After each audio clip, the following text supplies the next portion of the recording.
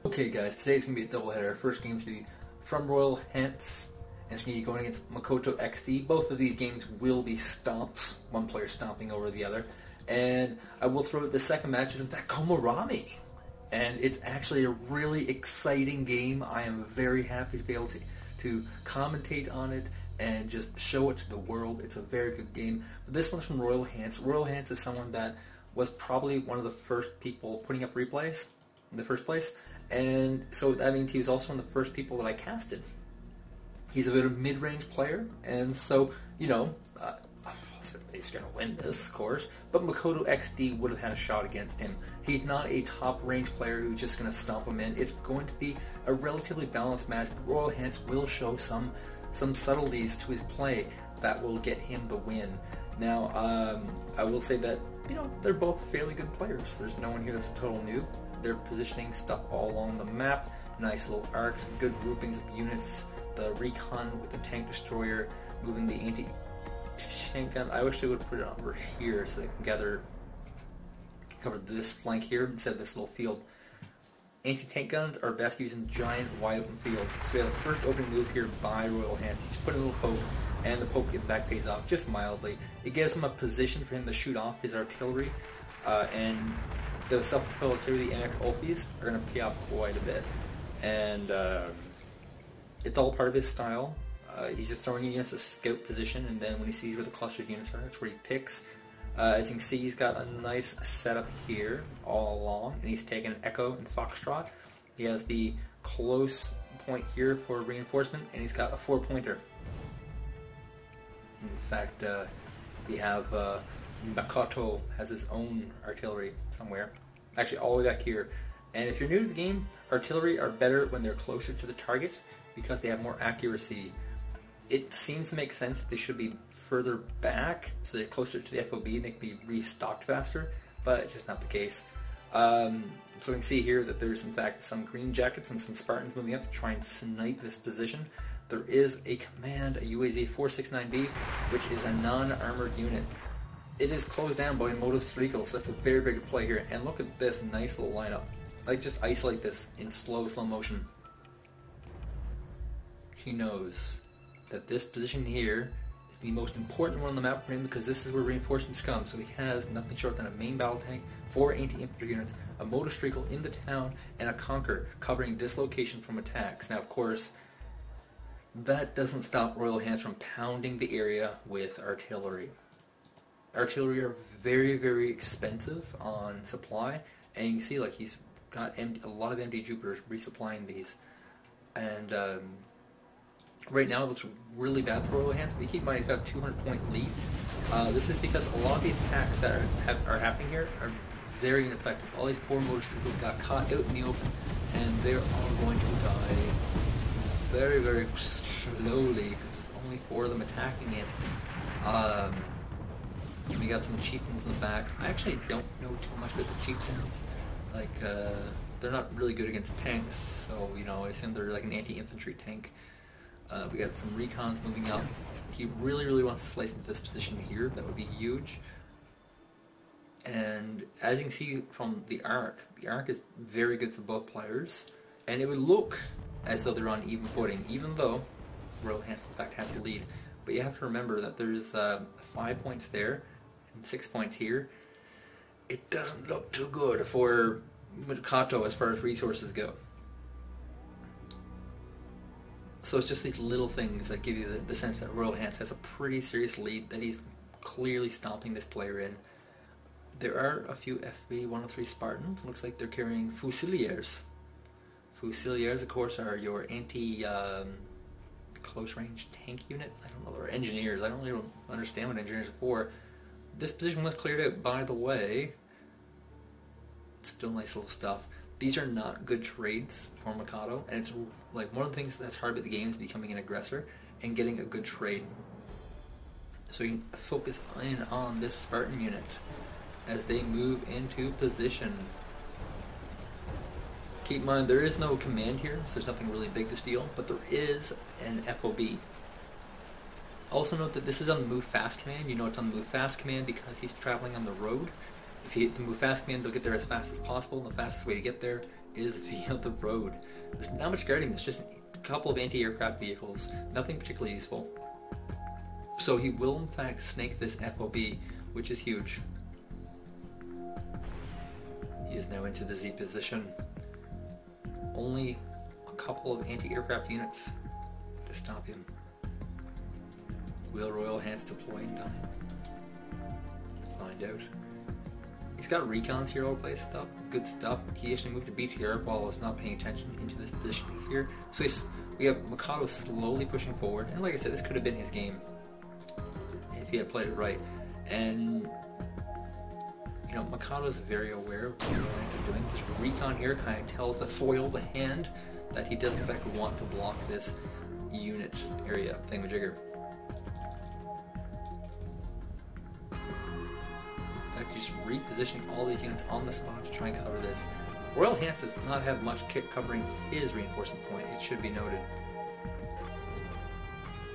So we got some small skirmishes in the battle motor sprinkle trying to pick off the recon. Looks like it's going to get covered by this Challenger 1. Oh yeah, main battle tanks to the rescue. Still idle, doing stuff. He's getting a Zippo, which is good because the enemy has a lot of infantry units, and he's also thrown away a lot of infantry units. This is about an even trade though. They both got about 50 points out of this, as the BMP motor sprinkle both die and stop being equal. Yeah, nothing happening there yet. We do have a lot of these scouts going into position along the map to try and figure out the position so they can refocus fast. The Challenger's just eating up these poor motor streakers quickly. This BTR 60 PA, whatever it's called, is actually doing fairly well, and I don't think it's been detected just yet by RoyalHants. It's actually spotting for this Malka self-propelled artillery. So as this gets into a new position, we're kind of seeing what's going on here. He's got some Crispus tanks out in the open, quite exposed to fire. Looks like they'll get knocked out as they're forced to, looks like a full-on retreat. He's also retreating with this small group of anti-infantry units, and looks like RoyalHants has in fact stayed the line, and he has moved up in points. Looking up here, nothing happening there yet. But we have the EMX OFs shelling the woods, trying to get anything he can. The Conqueror does go down. That's a big hit, because those Conquerors are not cheap. Chiefs and MK10s have moved up to the front and are doing a nice bit of damage here. There are infantry here, but they're not moved up into position to kind of deal with this tank. He is retreating though, and at the same time he's reinforcing this position. Very good. Actually not very good. He's retreating with all of them now. He's getting shelled out by artillery, not looking too good. The chieftains are stunned and on full retreat. This doesn't make sense to me. If they're stunned, they should be stuck in place. There's some FV Raridans moving up into the artillery fire. Ooh, they're getting sliced up pretty good. A very big mistake from RoyalHants. This was a very botched attack, and this is what I'm talking about, being a relatively average player. He does have some cover from his own forces, but unfortunately the Raridan is forced to retreat. Makoto is showing some serious skills. It's a shame he gets eliminated from the tournament, because this is a stomp. Unfortunately, all these big moves that Makoto are doing are not very cost effective. The artillery, his artillery is not working so well. Oh, here's a good one. RoyalHants is doing what I call the reflex artillery. So basically what happens is, like, when the enemy shows the position of his artillery, you fire where his artillery was, and you waste your artillery fire. Because honestly, this is not the unit you want to be using artillery fire on. You want to be using on these Zalos, on these Modo Strikos, these kinds of units, not on those guys. So both people keeping their cool for now. 755, 367, and there's still another 22 minutes left on the game. We have a small movement here. The BTR-60 Pay looks like it's carrying some kind of anti-tank weapon. Maybe deploy right here. And this field fire here, that'd be pretty sweet. We also have a helicopter downed instantly by the N48A Chaparral artillery anti-air. And we got a motor Straco collection here in the woods. A good turret for artillery. We got a nice position here, just trying to cut off any attacks in this area. These are not the most defended bases and are very easy to take. Oh my god, here we go. It's time. We've been waiting for this the entire game. The invasion of the Fusiliers. The engineers are on the way. Back to these here. Should go down relatively easily for the Fusiliers. They do have a lot of and full retreat. The FOB has been captured by this FV-103 Spartan and the Fusiliers. This will give them a good source of resources and will actually cut into Red's resources completely. While this was happening, Red moved up in position to the woods here. He's got an anti-tank position here, but unfortunately he got caught. The artillery is pushing it back, and he doesn't have any main battle tanks to soak up this damage and make a push forward. So unfortunately these guys are going to get stuck in the middle of nowhere. We have another push here with Motorstrigels. Motorstrigels are a fairly good unit for what they're doing, but there are some Fusiliers here to clean them up. Fusiliers, of course, are very expensive rifle squads. They'll do very, very well with that. This push forward has created somewhat of a weakness for Makato. Now this is now open to be taken over by RoyalHants if he chooses. But I mean, Makato is creating positions all around, trying to find any weaknesses. In fact, if he was to move infantry up to these chaparrals, there's actually nothing that would hit these. These toes are not in line of sight. You can see the bushes are in the way, right? So this is like a little opening, but it requires a lot of scouting, and you need to use a lot of recons when you're playing this game. This is not a good recon location. Right here would be a good location. Right here would be a good location. Over here would be a good location, but you know, this is not a good location. Looks like we have a small mutt moving forward, giving vision for these Fusiliers to finish off those Motorstrigels. The FOB is probably not going to take them back. There are 40 health Motorstrigels here against a bunch of 10 health Fusiliers. That looks very good, but it will not be a very even trade. RoyalHants' defensive play will definitely crush the offensive play of Makato XD. This position has been revealed. There was a recon going there. So he instantly barrages this Motorstrigel pool and inflicts massive amounts of damage. The FV-43 Redden is moving and just trying to find all these units. The Conqueror is almost close to a good location, just right here, and he'd be able to take in all reinforcements. But right here he's actually not doing anything. We have a reinforcement point here. Lots of units being deployed to cover this flank.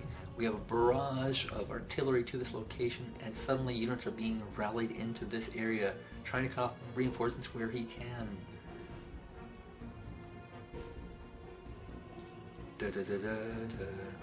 That FOB is pretty darn near drained. It's been a lot of artillery fire this game, and because of that, it's been very, very, very costly compared to, say, Makato, who's basically not been using his FOB this game. Because half of the game is taken, but I mean, he just has been using it. Not nearly as many supply trucks. Chinook helicopter supply trucks, which are excellent. Very expensive, but I mean, if you're using artillery, you might as well. These AMX 30 B2s, by the way, are very, very good tanks. They are very well armored. They're medium range tanks, which is really only their big weakness, but they have a lot of gunfire, a lot of weapons, and are very potent against most things. Some ATGM Milan F2s in position. It will be very hard to turn these. So very hard, I mean, like, they'll just instantly happen. But this clusters of all the forces, suddenly the barrage of artillery fire forces them in the woods. Oh my god, that's expensive! That was like 200 points worth of units just lost here from artillery fire. That pisses so many people off when that happens. We have some Gazelles coming overhead. There isn't much anti-aircraft here. We have the BMPs. We're dropping off some Fusiliers into the woods. Fusiliers will be able to help clean the rest of this up. And oh my god, RoyalHants is taking position to try and take this reinforcement line. You have 3 BMPs moving in to try and deal with this. There's not much anti-air here though. The Motorstrigels come forward, they run right into the Spartans, which are cleaned up because the Spartans got too high a range, and looks like these Motorstrigels are doing the job. The Fusiliers are moving up though. Fusiliers, much, much better unit than Motorstrigels. Motorstrigels are the bare bottom, weakest possible unit in the game, and they're just cheap. We have some artillery fire on this location trying to knock down these Motorstrigels. there is not much left to this game, folks. It is currently at a, 1,500 point lead, 1,600 point lead. And there's just action all on the map as desperation is kicking in. Mikado wants to stay in this. He is placing units in the woods, trying to remove these Fusiliers. There's no cost-effective way to do this, though. He's just going to lose unit after unit after unit. This is what he feared. Before this happened, it was 2,000 points. After this happened, it was 800 points. We have an AMX 30 BT coming along the front. It's 2, by the way. Sniping at whatever it can. There is a TO-62 flamethrower here, which could be taken out. No, it moves into woods. The AMX is moving back in full retreat. Oh no, he's swerving in. He wants to finish this. He wants to put on the moves. There's a motor streaker chasing him, though. He really, really desperately wants his command armor in the back. The poor AMX is getting smashed by his motor streakers. They're forced into full-on retreat, and they're out of there. Maybe they're stunned. The motor streakers are in close retreat or close proximity. They're launching rockets, and they finished cleaned up the AMX units. Over on this front, there's a lot deployed here. A TO-62, very expensive to deal with these Fusiliers. We have some tanks as well as the flame tanks. We have some motor streakers. This position has become very, very well reinforced.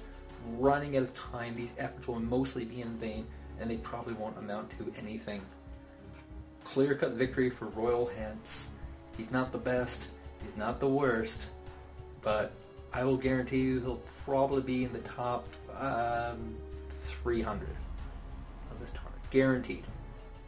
So that's game 1. Game 2, oh boy, is an exciting one. Stay tuned for that. Okay, so here's the second match of 2, and this one is a Komaromi match. Komaromi, of course, has won quite a few private tournaments and has been doing very, very well on the ladder. And Komaromi is the packed player. He's got a lot of units, a lot of infantry. He's known for a lot of infantry play. Some anti-aircraft, lots of tank destroyers, maybe a tank or two.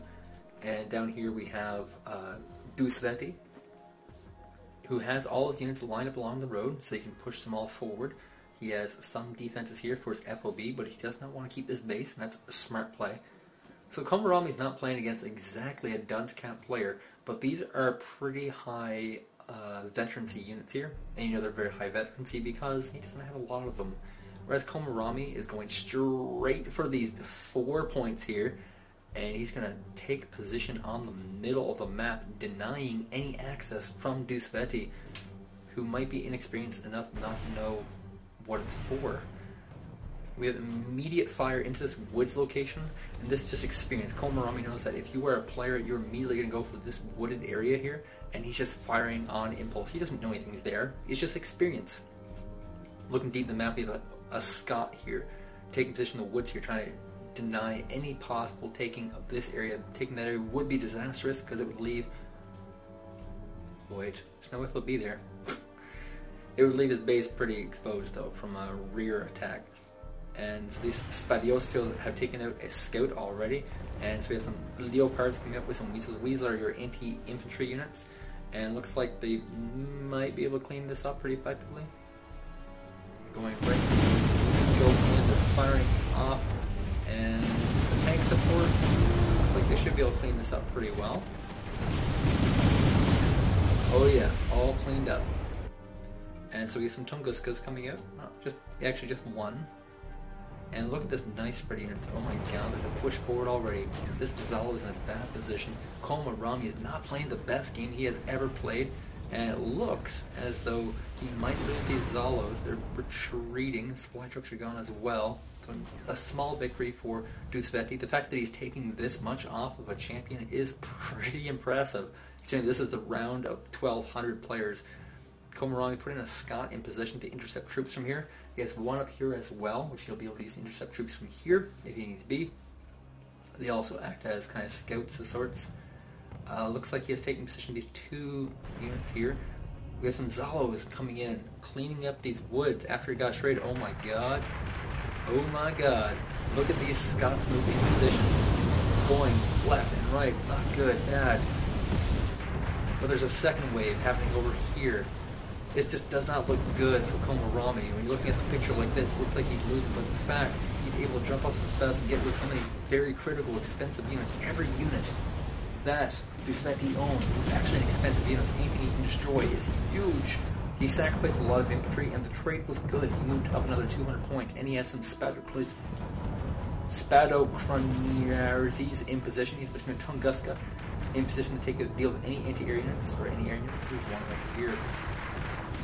There's Motor Streagles here against the Weasels. This is not a good... But oh my god, the artillery fire is actually going to make the difference. These guys are both on caution because the artillery fire, their morale has dropped to nothing. The Motor Streagles are pushing them out of the woods, and Motor Streagles beat Wises when you're playing with Komaromi. He's cleared this location. It's some Martyr VTSIs are moving out. Martyr VTSIs versus Tunguska. Looks like the Martyr VTSI will probably win this one. The Tunguskas are pulling back for this reason. Spadzio's tried to move up to take it out. They did, and they are in fact rooting just from last fire. We have artillery fire pounding this last location. This commander armor is. The command armor is still calm, but he's moving out because this location is gone. Komaromi. Lost Delta? What the hell? Oh, he is planting the flag. This is kind of a little bit of a slap to the face. He's basically saying, like, this is my territory now. He's going to reinforce very, very quickly from here. It's not all, slash dancing. And he's going to bring a nice group of infantry and T-55 tanks. These are all cheap units pounding on this final location, just guessing. He doesn't know where they are. He's just guessing. But either of these woods, it's a good shot. And he's pumping to this location. He has a lot of conquerors. Like, where did he get all these units? Where did they come from? We have a push in here. The Flak Panzers driving out a command. Oh, the command is actually in the woods here. Interesting. These Flak Panzers, anti-aircraft units are getting slaughtered. Whoa. Flak Panzer is actually really good against infantry. The command armor is moving to a deeper location. Last minute artillery saves the day? That's weird. That's a weird armored supply truck too. And we have a helicopter coming in here to destroy it. Oh my god, up the top here we have the big giant finishing wave. We have groups of infantry moving in from the southeast and from the southwest. This is a crazy battlefield. I hope this guy puts on matches like this every single time. They're going straight into the woods. They're going to deploy, oh yeah, right in front of the enemy. They're going to throw grenades into the woods and smash this tank position down. We have more infantry continuing forward. There is other infantry in the woods. The art is just crazy. Look how fast he formed that up. The Leopards are in a very bad position because they're about to run into a lot of infantry maybe. Oh yeah, here they come. Maybe some rockets. Oh yeah. Right into the tanks, or what were tanks. And that ends the match. Komaromi rated 2100. That's crazy. Takes the match. And this is a guy who will at least be in the round of, like, final 16. Guarantee you. So keep an eye on this guy. If you are new to the game, watch this guy's matches. He does very, very well. Thank you guys for watching, and once again, thanks to Eugen Systems for putting on the tournament. See you guys tomorrow.